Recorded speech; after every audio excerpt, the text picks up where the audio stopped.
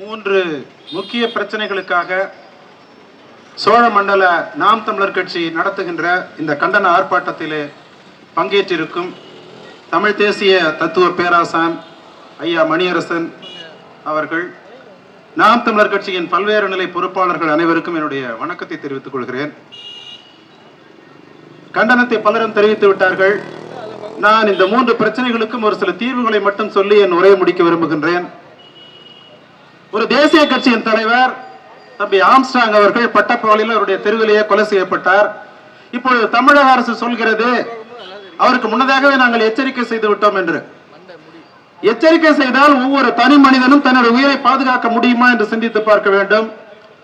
ஆம்ஸ்ட்ராங்குக்கு யார் எதிரிகள்? இன்றைக்கு இவர்கள் சரணடைந்திருக்கிறார்கள், அவர்கள் தான் குற்றவாளிகள் என்று சொல்கிறார்கள். ஆம்ஸ்ட்ராங்குடைய பிரச்சனைகள் என்ன? அவர் யாரார் கொல்லப்படுவார், யார் அவரை கொல்ல திட்டம் தீட்டுகிறார்கள் என்பதை கண்டுபிடிப்பதுதான் உளவுத்துறையின் வேலை.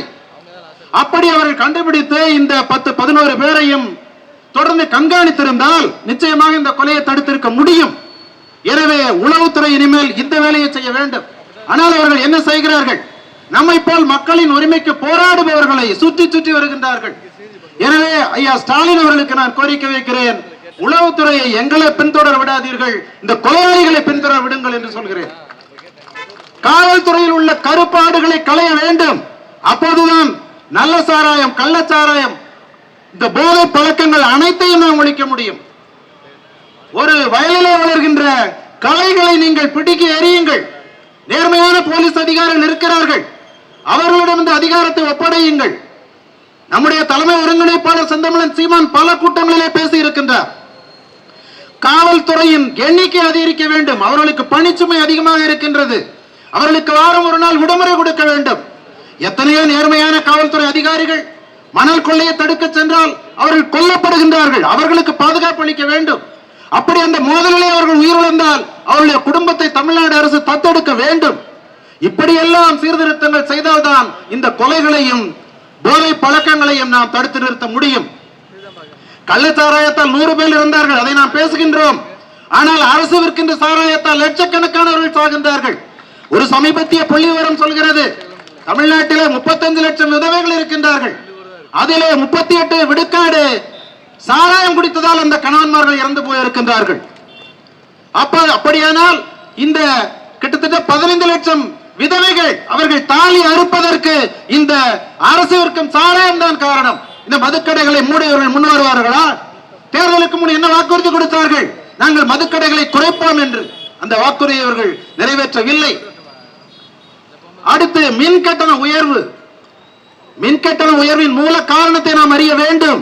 90களிலே புதிய பொருளாதார கொள்கை வந்த பொழுது மின் கட்டணத்தை அப்பொழுதெல்லாம் மின்சார வாரியம் தான் உயர்த்தும். மின்சார வாரியம் உயர்த்தினால் நாம் அமைச்சரை கேட்போம். எனவே அவர்களை இந்த பொறுப்பில் இருந்து தப்புவிப்பதற்காக உலக வங்கி ஒரு நிபந்தனை விதித்தது.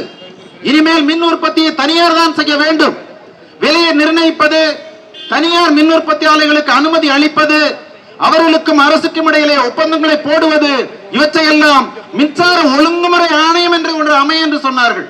அந்த ஒழுங்குமுறை ஆணையத்தின் நிர்வாகிகள் ஓய்வு பெற்ற அரசு அதிகாரிகள், ஓய்வு பெற்ற நீதிபதிகள். அவர்கள் நமக்கு பதில் சொல்ல வேண்டியதில்லை. இப்போ தமிழ்நாட்டு அரசை கேட்டால் அவர்கள் சொல்கின்றார்கள், ஒழுங்குமுறை ஆணையம் சொல்கிறது நாங்கள் கட்டணத்தை உயர்த்துகிறோம் என்று. இதை உடைக்காமல், தனியார் மின் உற்பத்தி நிலையங்களை ஒழிக்காமல் நாம் இந்த மின்கட்டண உயர்வில் இருந்து விடுதலை பெற முடியாது. இதை நாம் அனைவரும் உணர வேண்டும். அரசு அந்த காலத்திலே அரசுதான் மின் உற்பத்தி நிலையங்களை வைத்திருந்தது. 90களுக்கு பிறகு ஒன்றிய அரசு அரசு மின் உற்பத்தி நிலையங்களை தொடங்குவதற்கு நிதியுதவி அளிப்பதை நிறுத்தியது. தமிழ்நாடு அரசை கேட்டால் மதுக்கடைகளை ஏன் வைத்திருக்கிறீர்கள்? எங்களுக்கு வருவாய் இல்லை. மின்சார கட்டணத்தை ஏன் உயர்த்துகிறீர்கள்? மின்சார வாரியம் நட்டத்திலே இயங்குகிறது. நட்டத்திற்கு காரணம் என்ன?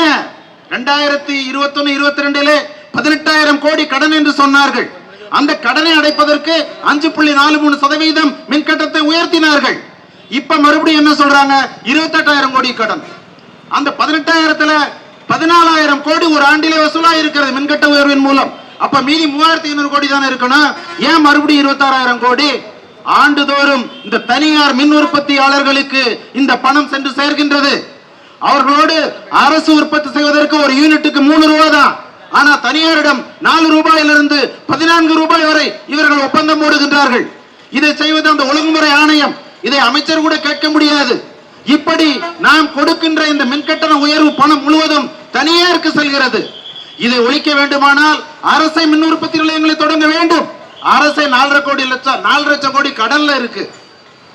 நாம் தமிழர் கட்சி சொல்கின்றது, செந்தமிழன் சீமான் சொல்கின்றார், நாங்கள் ஆட்சிக்கு வந்தால் தற்சார்பு பொருளாதாரத்தின் மூலம் தமிழ்நாட்டின் வருமானத்தை பெருக்குவோம். நாங்கள் வந்தால் அரசு மின் உற்பத்தி நிலையங்களை நிறுவுவோம், தனியாரிடம் வாங்க மாட்டோம். அப்போதுதான் இந்த மின்கட்டண உயர்வை நாம் தடுக்க முடியும். அடுத்து காவிரி பிரச்சனை. இன்றைக்கு உள்ள மிக முக்கிய பிரச்சனை என்னவென்றால், நாம் காவிரி ஆணையத்தை அரசு அமைத்து விட்டது. காவிரி ஆணையம் சொல்கின்றது இந்த மாதம் 3 TMC கொடுன்னு. ஆனா கர்நாடகா கொடுக்க மாட்டேங்குது, அரசமைப்பு சட்டத்தை மீறுகிறது. அந்த நடுவர் மன்றத்தின் தீர்ப்பிலே சொல்லப்பட்டிருக்கின்றது. உச்சநீதிமன்ற தீர்ப்பில் என்ன சொல்லி இருக்கிறார்கள் என்றால், காவிரி ஆணையம் என்கின்ற உத்தரவை எந்த ஒரு மாநிலமாவது நடைமுறைப்படுத்தவில்லை என்றால், ஒத்துழைக்கவில்லை என்றால், காவிரி ஆணையத்தின் தலைவர் ஒன்றிய அரசின் உதவியை பெற்று நிறைவேற்ற வேண்டும் என்று சொல்கின்றது. இந்த காவிரி ஆணையத்தின் தலைவர் ஹல்தர் ஒரு முறையாவது ஒன்றிய அரசை கேட்டிருப்பாரா? அப்படி கேட்காமல் அவர் ஒன்றிய அரசையும் தப்பி வைக்க செய்கின்றார், கர்நாடக அரசையும் தப்பித்து போக செய்கின்றார். எனவேதான் ஐயா மணியரசன் தொடர்ந்து அந்த கோரிக்கை எழுப்புகின்றார். அந்த கர்நாடகத்துக்கு சார்பாக தமிழர்களுக்கு துரோகம் விளைக்கின்ற காவிரி ஆணையத்தின் தலைவர் ஹல்தரை மாற்றுங்கள் என்று சொல்கின்றார். இதற்காக தமிழ்நாடு அரசு உச்சநீதிமன்றத்திலே வழக்கு தொடுக்க வேண்டும், அந்த ஹல்தரை மாற்ற வேண்டும். ஒன்றிய அரசு தலையிட வேண்டும் என்று நாம் சொன்னால், பாஜகவின் தலைவர் அண்ணாமலை சமீபத்தில் ஒரு பேட்டியிலே சொல்கின்றார், அப்படி என்றால் அரசமைப்பு சட்டத்தின் பிரிவு 356 பயன்படுத்தி கர்நாடக அரசை கலைத்து விடலாமா? அப்படி கலைத்தால் மாநில உரிமையை நாங்கள் மீறுகிறோம் என்று நீங்கள் கேட்க மாட்டீர்களா? இப்படி சொல்லி அவர் ஒன்றிய அரசை தப்புவிக்க செய்கின்றார். எனவே நாம் செய்ய வேண்டியது மக்களிடம் விழிப்புணர்வை ஏற்படுத்த வேண்டும். இந்த கர்நாடகத்து அணைகளை காவிரி ஆணையத்தின் கட்டுப்பாட்டில் கொண்டு வர வேண்டும். கர்நாடக அரசின் கட்டுப்பாட்டில் இருந்து காவிரி ஆணையத்தின் கட்டுப்பாட்டிற்கு வந்தால்தான் ஆணையை செயல்படுத்த முடியும். இந்த கோரிக்கையை நாம் முன்வைக்க வேண்டும். அதை ஒன்றிய அரசு செயல்படுத்த வேண்டும். ஒன்றிய அரசு அப்படி ஒரு காலக்கெடுவுக்குள் செய்யவில்லை என்றால் உச்சநீதிமன்றத்திலே நாம் வழக்கு தொடுக்க வேண்டும். தமிழ்நாடு அரசு வழக்கு தொடுக்கவில்லை என்றால் ஐயா மணியரசன், செந்தமிழன் சீமான் இவர்கள் எல்லாம் இந்த வழக்கு நிதிக்காக ஒரு அமைப்பை ஏற்படுத்த வேண்டும். நாம் உச்சநீதிமன்றம் செல்வோம், நீதிபதிகளை கேட்போம். காவிரி ஆணையம் பார்த்துக் கொள்ள வேண்டும் என்று நீங்கள் சொன்னீர்கள். காவிரி ஆணையம் செயல்படுத்த முடியவில்லை. எனவே சில வழக்குகளை உச்சநீதிமன்றமே எடுத்து செல்வதை நாம் பார்த்திருக்கின்றோம். அதை போல காவிரி ஆணையத்தின் கட்டுப்பாட்டில் இந்த அணைகளை கொண்டு வராமல் இதற்கு தீர்வு கிடைக்காது. அது மட்டுமல்ல, பஞ்சாப் உழவர்கள் தீர்மானம் மட்டும் சட்டமன்றம் போடவில்லை, அவர்கள் வீதிகளை திரண்டு போராடினார்கள். லட்சக்கணக்கானவர்கள் திரண்டு போராடி 48 இன்ச் மார்பு மோடியை பணிய வைத்தார்கள். 3 வேளாண் சட்டங்களையும் திரும்ப செய்தார்கள். அதே போல மாபெரும் மக்கள் போராட்டத்தை தம்பி மணிசந்தில் சொன்னதை போல நாம் செய்ய வேண்டும்.